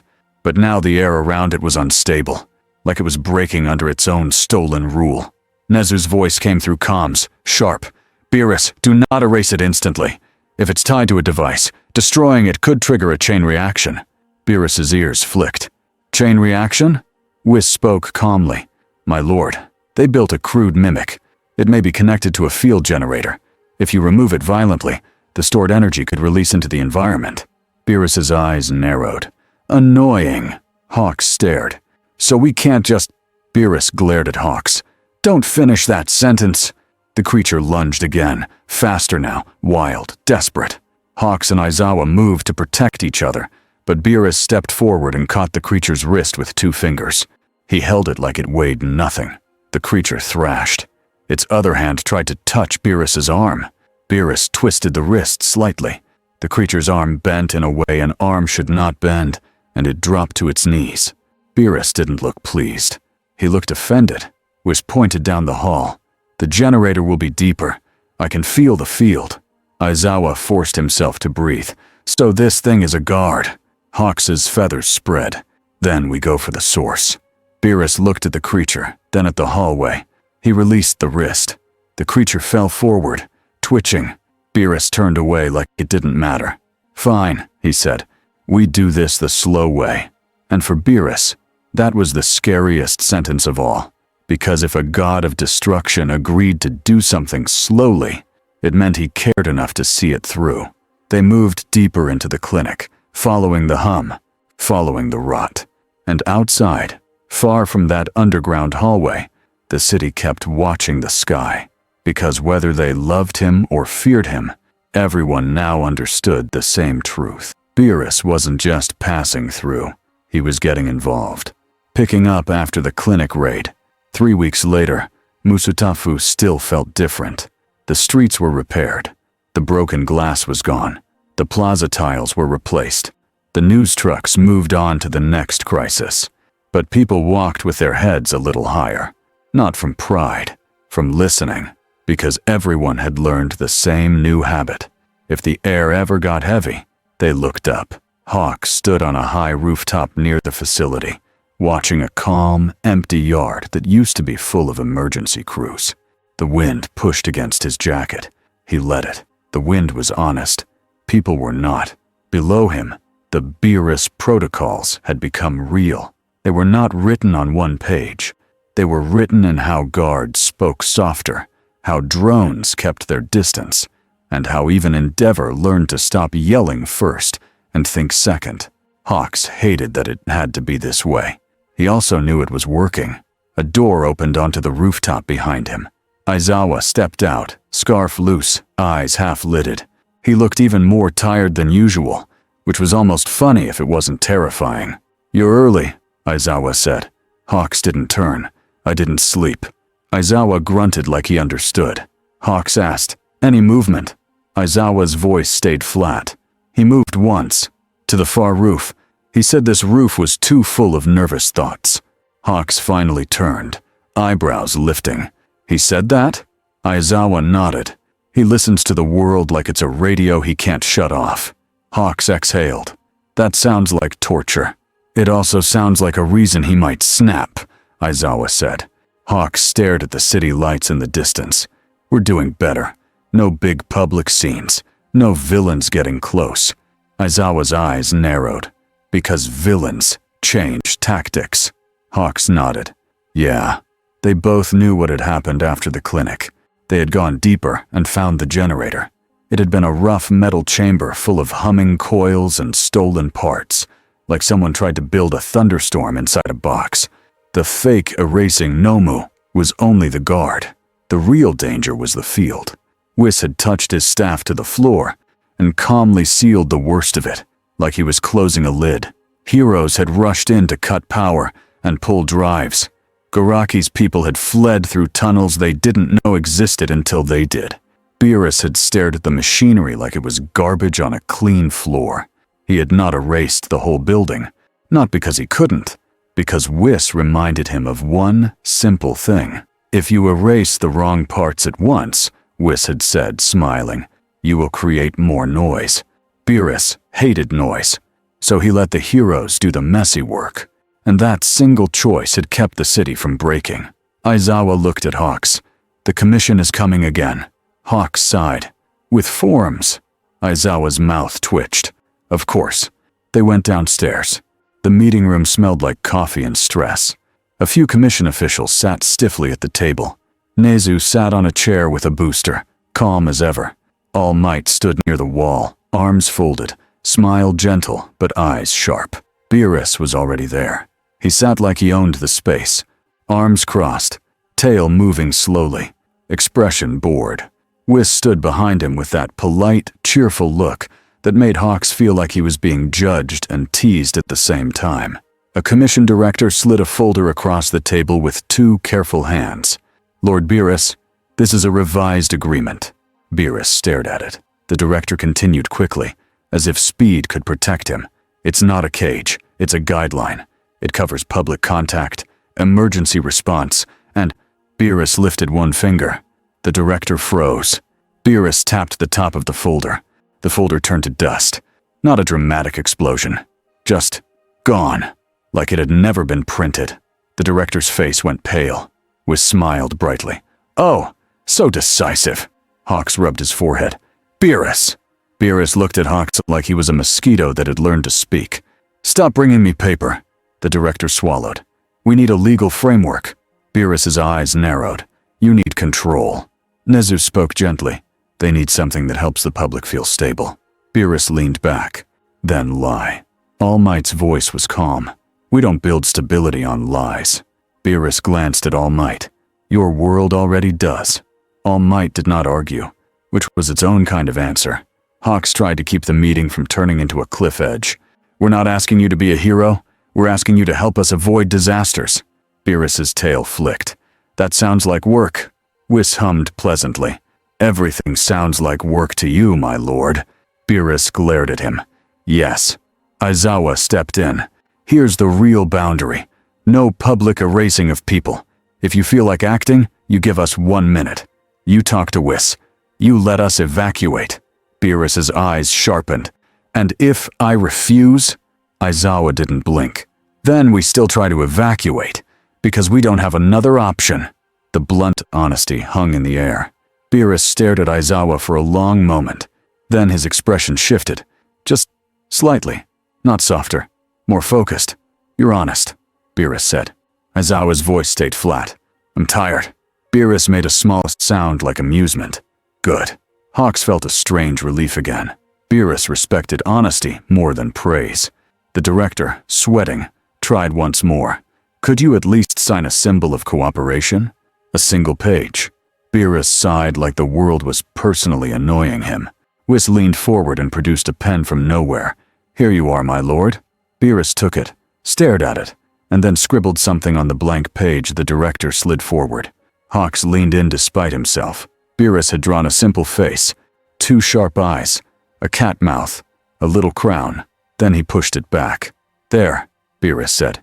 Your symbol. Whis clasped his hands, delighted. Adorable. The director didn't know whether to accept it or cry. He accepted it. Nezu smiled in a way that said he had just learned 10 things from that moment alone. Hawks stood straight. Then we keep the real plan. Distance. Calm. No baiting. We hunt the networks quietly. Beerus's eyes narrowed. And the one called all for one. The room stiffened. Aizawa's jaw tightened.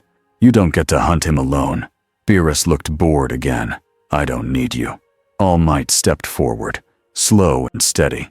You might not need us to fight, but you might need us to avoid hurting people you don't mean to hurt. Beerus stared at him. All Might held his gaze. For a moment, Hawks thought Beerus might snap. Then Beerus looked away, irritated. Fine, don't slow me down. Whis smiled gently. He means, I will try. Beerus's tail flicked. I said what I said. That was as close to agreement as they were going to get. And everyone in that room understood something else too. Beerus was not becoming a hero. He was not joining their system. He was orbiting it, like a moon that could crash at any time. A week later, the first real offer arrived. Not from heroes, from the dark. Hawks felt it as a change in his intel flow. Little whispers, strange calm in the underworld. People who normally ran from the commission suddenly acted like they were waiting for a show. Then, a message reached the facility through channels that shouldn't exist. One line, a location, a time, and a simple promise. Quiet. Hawks read it twice, then took it to Aizawa and Nezu. Nezu's eyes gleamed. A trap, wrapped in politeness. Aizawa's voice was flat. All for one. Hawks nodded. He wants to talk, or he wants Beerus to think he does. All Might listened from the corner, arms folded. His face was calm, but Hawks saw the tension under it. Beerus sat on the roof again, eyes half-lidded, listening to the city's hum like it was an annoying song. Hawks approached carefully, like he was walking toward a sleeping tiger. Beerus, Hawks said. Beerus didn't look at him. You're anxious. Hawks tried to keep his voice steady. Someone sent a message, a meeting offer. Beerus's ears flicked. From the noisemaker. Hawks swallowed. Likely. Beerus stood and stretched like a cat that had decided to move for no one. Good, Beerus said. I was getting bored. Whis appeared beside him with perfect timing, smiling. Oh dear. Aizawa stepped out onto the roof too. No crowds, no public area, no cameras. Beerus glanced at him. You think you can make rules for my meeting? Aizawa met his eyes. I think you can choose to keep it quiet. Beerus's tail flicked. Fine. Hawks didn't like how easily Beerus said it. He liked it even less when Beerus added, if he lies, I erase him. Whis's smile stayed gentle. And if he does not show his true body, my lord? Beerus's eyes narrowed. Then I erase whatever he uses. Whis nodded. That is, less catastrophic. Hawks muttered. That's our new standard. Less catastrophic. Beerus glanced at him. Stop talking. The meeting place was an abandoned subway station under the older part of the city. It was empty. No trains. No lights except for emergency strips that glowed dull red. The air was cold and stale. Hawks landed first, wings tight. He sent a few feathers down the tunnel as scouts. They returned with no clear threat, which made it worse. Aizawa walked beside him, scarf ready, eyes scanning. All Might was not there in person. He had insisted on staying back to avoid being used as a symbol in a trap, but his voice was in Hawks's ear through a secure line. "Stay calm," All Might said. "If he wants chaos, we deny it." Hawks whispered back. Hard to deny chaos when Beerus is literally here. Because Beerus arrived a second later, appearing on the platform like he had always belonged to it. Whis followed, staff tapping lightly on the concrete. Beerus looked around. This place is almost quiet. Hawks didn't relax. Almost. A speaker crackled to life. Not a camera, not a screen. Just a voice in the dark. Smooth, calm, confident. "Lord Beerus," the voice said. "Thank you for accepting." Aizawa's eyes narrowed. "Show yourself." A soft chuckle echoed. "You want control. How predictable." Hawks felt his feathers lift. The voice wasn't Shigaraki's. It wasn't Garaki's. It was older, colder, all for one. Beerus stared into the darkness like he could see the speaker's soul. "Stop hiding," Beerus said. The voice remained calm. "I am not foolish. You erase what annoys you." Beerus's eyes narrowed. "Correct." The voice continued. "So, I will be efficient. I did not invite you to fight. I invited you to be understood." Hawks' stomach twisted. He's trying to manipulate. Whis's smile stayed polite. "Of course he is." The voice said. "This world is loud. It argues about hero rules while it rots beneath them. You sense the rot. I do too." Aizawa's jaw tightened. "You created the rot." A soft chuckle. "I used what the world gave me." Beerus's tail flicked. "Speak faster." The voice obeyed. "Heroes want to cage you in policies. Villains want to worship you as a weapon. I offer neither." Beerus's eyes narrowed. "Then what?" "I offer purpose," the voice said. "You said you want silence. I can give you a world that stops screaming." Hawk's blood ran cold. "He means control," the voice continued, smooth and steady. "Hero society is built on fragile trust. Break it, and the world becomes simple. Power decides. Order returns." Beerus stared at the darkness. "You think you can promise me order?" "Yes," the voice said. "Help me remove the weak system. In return, you will never be bothered by petty rules again." Whis tilted his head. "And what do you gain?" The voice didn't hesitate. "A world shaped correctly. A world that no longer pretends." Aizawa's eyes narrowed. "A world you own." The voice chuckled. "Ownership is a childish word. I prefer stewardship." Beerus's expression turned flat. "That's a lot of words," Beerus said. "For someone begging." The voice stayed calm. "It is not begging. It is a partnership between forces above this world." Beerus stepped forward. The air pressure changed. Hawks felt it in his lungs. Beerus spoke softly, and somehow it carried. "You are not above this world," Beerus said. "You are inside it, feeding." Silence. Then the voice replied, slightly sharper now. "Careful. You do not understand human balance." Beerus's eyes narrowed. "I understand, parasites." Aizawa shifted. "Beerus!" Beerus raised a hand. Hawks tensed, ready to shout, "1 minute!" But the words stuck. Beerus snapped his fingers. The speaker vanished. Not broken. Gone. The tunnel went silent. Then a second speaker crackled on from the other side. "Predictable." Beerus's eyes narrowed. "Annoying." The voice continued, now echoing through multiple hidden devices. "You can erase my tools. You cannot erase the truth." Beerus looked bored again, which was worse than anger. "The truth," Beerus said, "is that you make noise and call it order." Aizawa's eyes flicked, searching for the source. Hawks's feathers shot out, trying to find wires, devices, anything. The voice said, "I can offer you challenge too. You are bored. Boredom makes you dangerous. I can give you a world that never stops testing you." Beerus's ears twitched.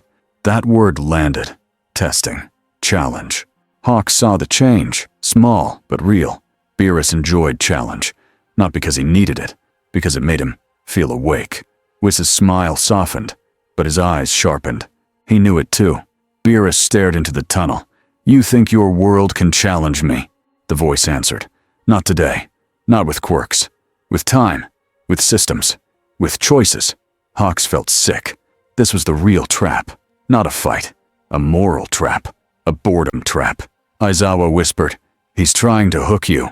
Beerus didn't look at him. He kept staring forward. Then Beerus spoke, voice calm and heavy. If you want to challenge me, Beerus said, then come out. The voice chuckled. No. Beerus's eyes narrowed. Then you are not brave. You are just loud. The tunnel lights flickered. A door at the far end slid open with a hiss. Something stepped out. Not Shigaraki. Not a normal Nomu. It was another engineered monster, but this one had layers of quirk effects rippling over it, armor-like skin, pulsing muscle, and a field that distorted the air. Hawk's feathers trembled. He brought a toy. Aizawa's eyes narrowed. And it's aimed at us. The monster charged. Hawks and Aizawa moved together by instinct. Hawks launched feathers to slice at joints and slowed it down. Aizawa locked eyes, trying to erase anything he could. The monster didn't stop, but it staggered for half a second as some quirk effects dropped. Beerus didn't move. He watched like a bored judge. The monster swung an arm. The air cracked. A shockwave slammed into the platform and sent dust into the tunnel. Hawks was pushed back, wings flaring to catch himself.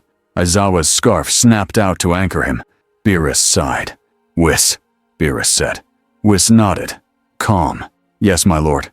Beerus pointed at the monster. Remove it. Whis smiled politely. My lord, you can do that yourself.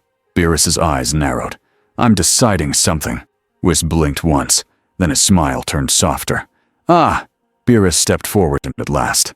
The monster lunged, trying to touch him, strike him, erase him, crush him. Whatever its makers had told it to do.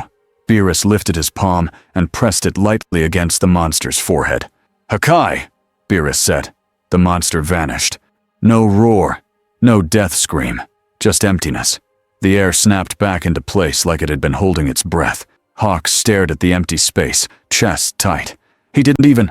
Aizawa's voice was flat. It was never a fight. The voice of All for One returned through a remaining speaker. Calm again. Impressive, it said. But notice what you just did. You erased my peace with ease. And yet, you still cannot catch me. Beerus's eyes narrowed. You're still begging. The voice continued. I offered you a quieter world. A simpler world. No hero paperwork. No noisy crowds. No weak rules. Beerus stared into the tunnel. For a moment, Hawks thought Beerus might accept. Not because he agreed with evil, but because he wanted the world to stop screaming. Then Beerus spoke. Voice simple. If you controlled this world, Beerus said, it would scream more. The voice paused. Beerus continued. Because you are not balance. You are hunger. Aizawa felt something shift. Even he could hear it. Beerus wasn't speaking like a villain. He was speaking like a judge. The voice grew colder. Then what will you do, Lord Beerus? Become their hero? Beerus snorted. No. Hawks swallowed. Beerus. Beerus looked at Hawks, then at Aizawa, then at the dark tunnel. I will not be your weapon, Beerus said, and I will not be their pet. Whis smiled gently, like he had been waiting for that line. Beerus turned slightly, addressing the air, the hidden voice, the whole underworld. I will stay, Beerus said. I will watch. When your noise becomes a threat to balance, I will erase what needs erasing. Hawks felt a chill. That was still terrifying. But it wasn't surrender. It wasn't chaos for fun. The voice of All for One returned, sharper now. You believe you can define what needs erasing. Beerus's eyes narrowed. I already do. The tunnel went quiet. Then the voice faded, retreating into the dark, into networks and hiding places. Not defeated, not erased, but forced to change plans. Hawks exhaled slowly. His hands were shaking, and he hated that they were. Aizawa looked at Beerus. So that's your choice. Beerus's tail flicked. Yes. Whis nodded. A third path. Very dramatic. Beerus glared. Don't make it dramatic. Whis smiled. Of course. Hawks stared at the empty tunnel and realized something painful. All for One hadn't lost. He had learned. And now he would build quieter traps. More personal traps. Traps that didn't need monsters. Traps that used people. The next day, the commission tried one last time to lock Beerus into a role. They held a private meeting. No press, no crowds. The director spoke carefully. If you are going to act in this world, then we need structure. A title. A formal alliance. Beerus sat in the chair like the meeting was an insult. No. The director tried again. At least a designation. A legal category. Beerus leaned forward slightly. Paper does not change what I am. All Might spoke, calm. Then we make a simpler agreement. Beerus glanced at him. You again. All Might smiled. Small. Yes, me again. All Might continued. You will not be forced into our system, but you will respect the one line that keeps people alive. No killing in public. No punishment without proof. And when you feel anger, you give us 1 minute. Beerus's eyes narrowed. You keep saying 1 minute. All Might nodded. Because 1 minute is where people decide who they are. Beerus stared at him, and for once he didn't insult him. He looked thoughtful.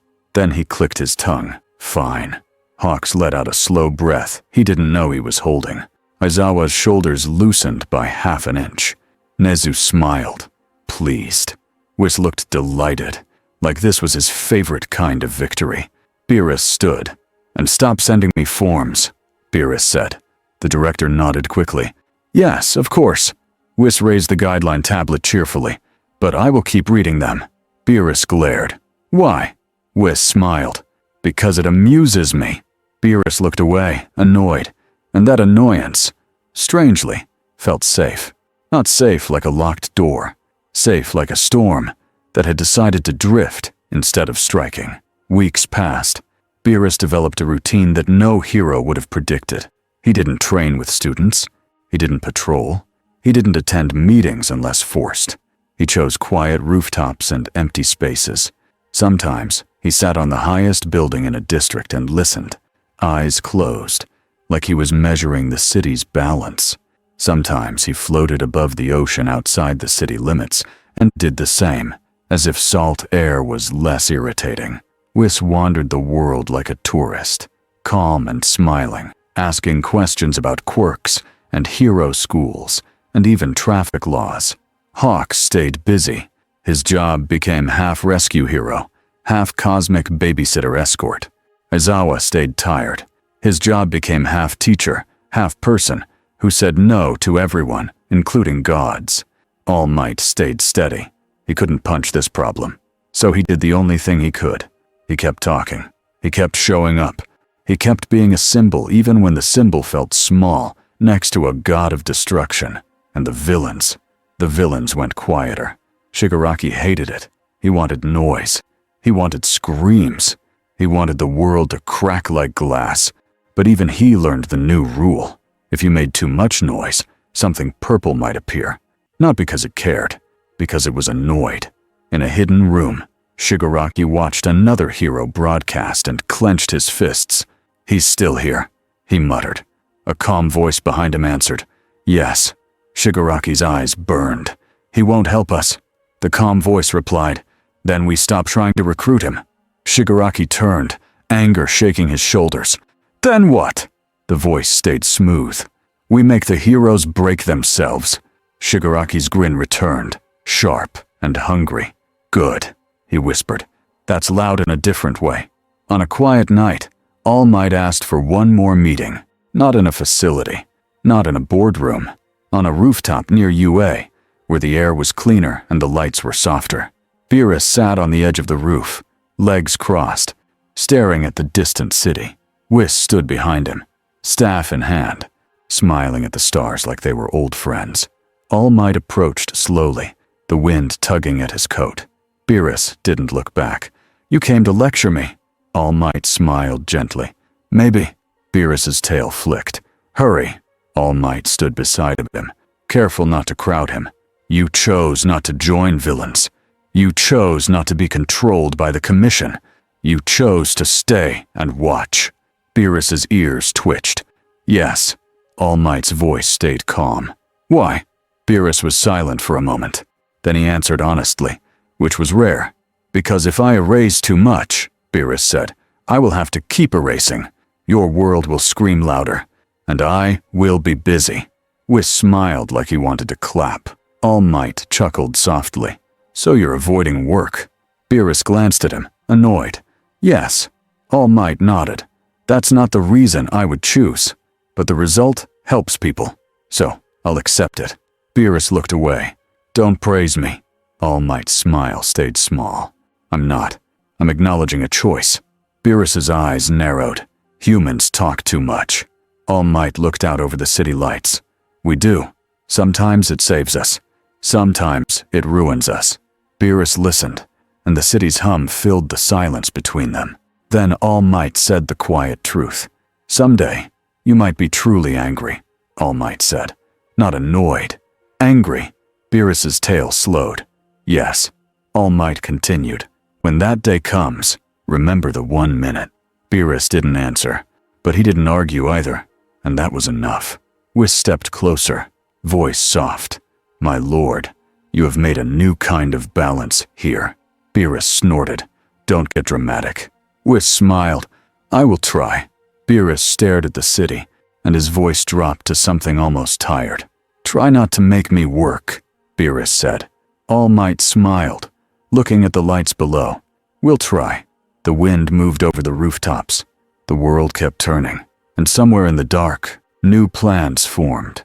Quieter, sharper, more patient. But for now, the city had a strange kind of peace. Not because it was safe, because it was being watched.